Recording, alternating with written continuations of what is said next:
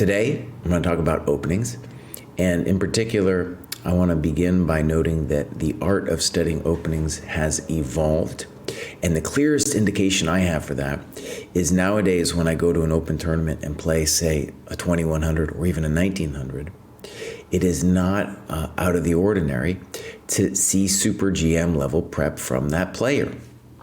And back in the day, really not too long ago, what would have normally happened is their opening would have been either idiosyncratic or simply just played on their own in a short period of time, within the first 10 moves.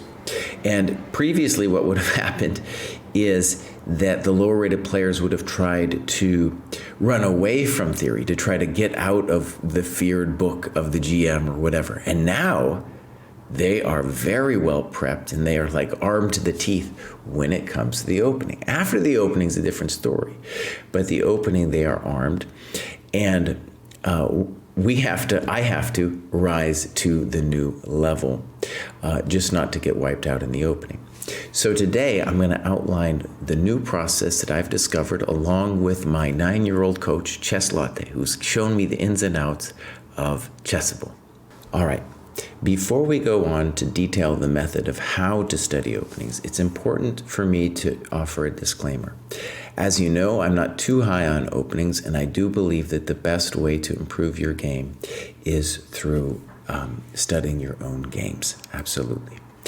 And one of the things that I want to stress is the real power behind your openings will come through studying your own games and understanding some of the key middle game positions. So I'm just going to give an example here. This is from a recent game that I'm just studying now. Also actually from I think a 2100 player who was playing Deep Theory. And in fact, I'll use this moment to plug the fact that I've just now finally got a desktop computer so I can run Stockfish 14 at a more efficient level, a better level. But my friend Eugene Perelstein, GM, we analyzed this position with the help of his supercomputer. And so what I knew right away is that this move, knight d3, aiming for space, is something that Eugene's supercomputer wanted. So a little bit scary for me to face this, but in any case, an example of what I was saying before, that the lower rateds are now onto the opening game on a very high level. So anyways, the main reason I'm showing you this position though, is to say there are key decisions in your openings in the early middle game. Here I'm completely out of any kind of book I might have known, but the decisions, the types of decisions will still be there, and you'll get it from practice analyzing your games. For example, there's now the choice of playing knight d4. Is this a good move? Very interesting question. Black definitely gets a lot of compensation for the pawn. I think it's totally playable. Okay, so an example, would it even cross your mind if you hadn't seen other games where this knight d4 option was available and that you had kind of studied? Probably not. This is why I'm trying to plug for going over your own games. Okay, so I'm going to look at one more decision here. Very enterprising play from white here, by the way. Very modern play for a 2000 level player to be doing this to me. And here, in this position, I have a variety of ways to sack the exchange. I can play rook f5 and take, I can take and then play knight e5, I can take and then play bishop h5. Big choices. And so what I'm stressing is, again, that by going over your own games, you're going to get a sense of the mechanics of the early middle game positions that you are going to face in your opening. So memorizing the moves, which we're now going to move on to talking about, is not the biggest factor. It's this kind of analysis. So what we have in front of us is a ChessBase screen. I've been using ChessBase since the 90s. It is something that revolutionized chess. And maybe we'll just talk a little bit about how chess opening prep has evolved. I think it'd be helpful to understanding where we are. So, in the early days, we had opening books, and there were ECO guides, and then there were specialty books, and people had notebooks such as I did when I was a kid, and I would write down all what I thought were the key variations. ChessBase arrives on the scene, it becomes much easier.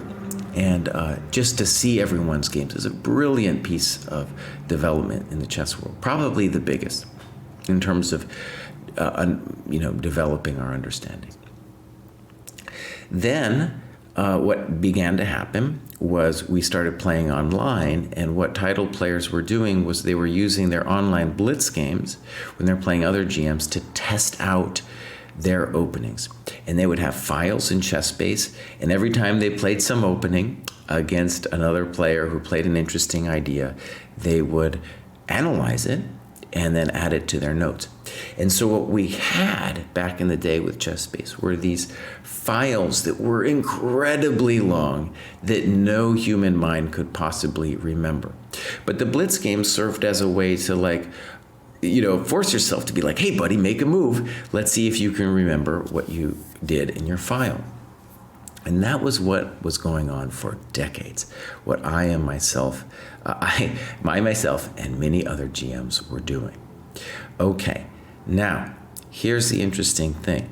Chessable has come along, and it's done several things. One, making it more accessible for the lower rated players to really learn in a rote way openings. And like I said, now all of a sudden 1900s can be a little bit dangerous in the openings.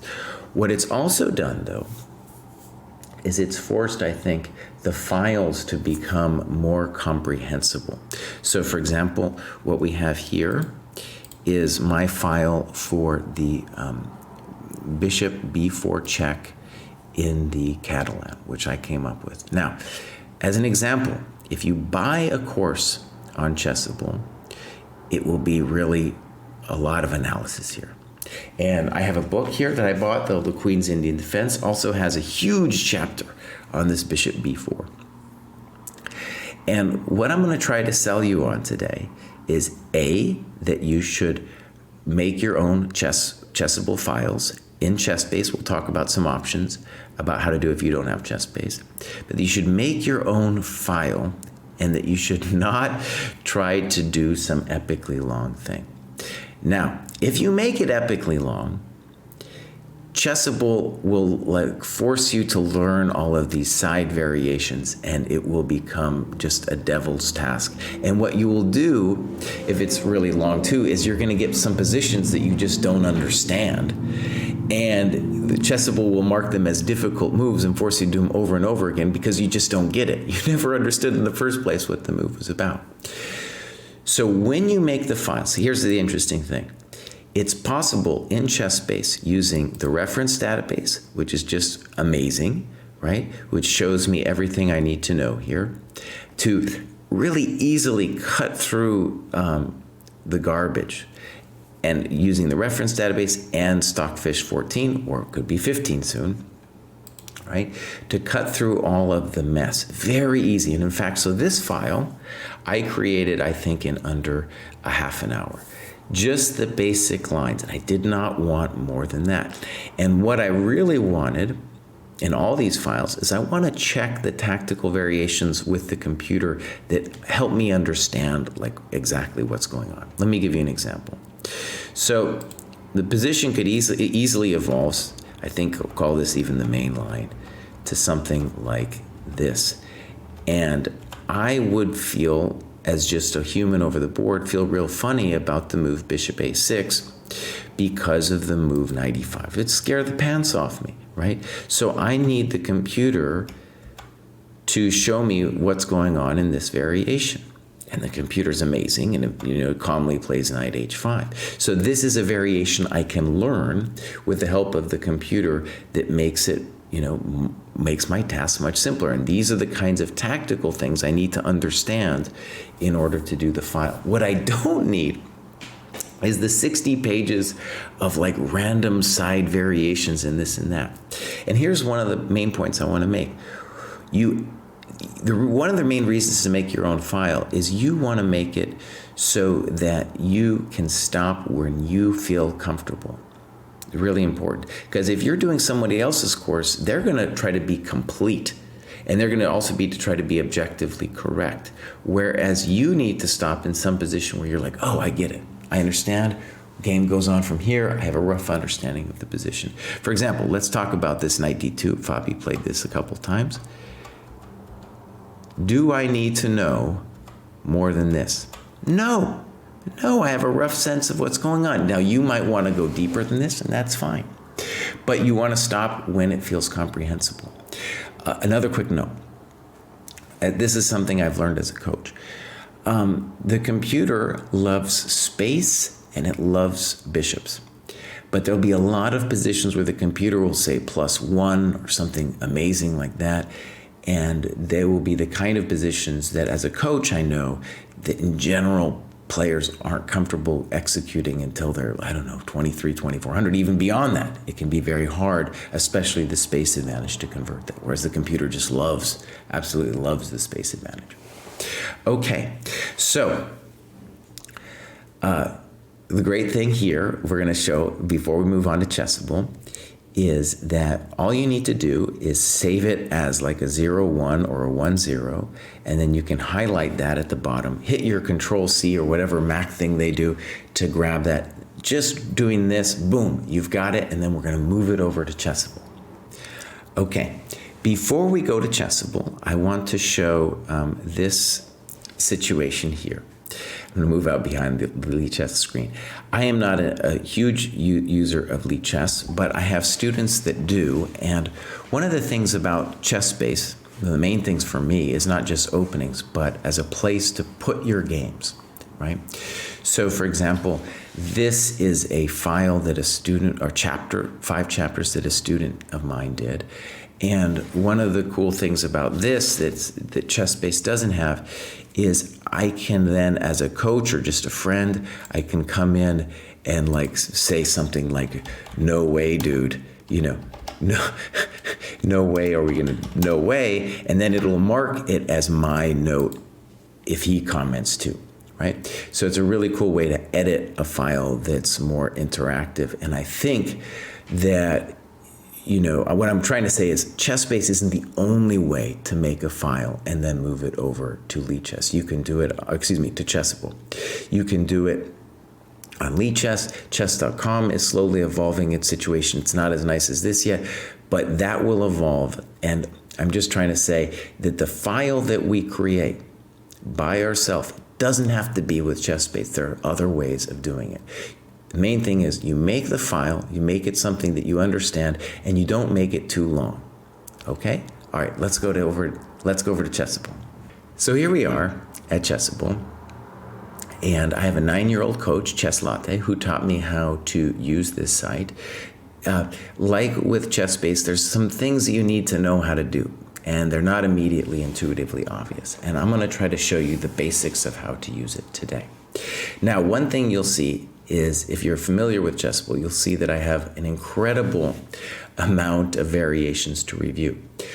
I think it's important not to get sucked into Chessable's review the situation daily. If you want to get good at Chessable, then that's what you should do. If you want to get good at chess, then I suggest you focus on looking at your own games, and only before you have a tournament should you review all of your business. And in particular, after you've gone over your games, you'll probably have some additions in your opening files. And then instead of reviewing your old files, you'll have these additions that will then re-import into our Chessable. Okay, so let's take a look. As an example, if I just open this Queen's Indian chapter, I've got all these different this is a course called a course, and I've got all these different things in it. The G3, as you see down there, was the course that I just had, that I just copied. But I'm going to show you how I would bring that in. And what you do is you go over here and you say import PGN. You need to first make a course. Very simple. Call it Queen's Indian. I called it QUID, the old-fashioned term. Very important. Switch to copy and paste. Here it is. Boom. We bring it over. And I paste it in, okay? So there it is, there's all my notes, and then you go select the course, and then we say quit, and then we say create a new chapter for each unique title, and then this is very important. This is very important. ChessLatte turned me on to this. You got to go in here with the variations, and you got to say import all sub-variations. If you do not do that, you will just get the main line, and that will be totally useless. Then you hit import, and you're basically done. It'll ask you to review. You can review it. So what are we dealing with? If there were an app which allowed me to remember the names of Johnny, Mary, and Joe when I walked into a party, gave me a picture, and then forced me to say their name, please give me that app. That's what Chessable is doing. That's why the level of competition in the openings has skyrocketed just within the last couple of years. It's an amazing thing. Now, in sum, I want to stress a couple things. Make your own opening files. By doing so, it will help you understand the opening itself. Stop the variation when you feel you understand the position, and do not get sucked into all the bells and whistles of Chessable. If you want to get good at Chessable, then do all those things. But if you want to get good at chess, just use Chessable right before your tournament to review your lines. And what will happen is, after you study your own games, you will undoubtedly have opening knowledge that you'll want to import into the files. And then you can just re-import all the file and then look at it again with Chessable. So that's the new way, the new path that a 9-year-old helped open the door for me to.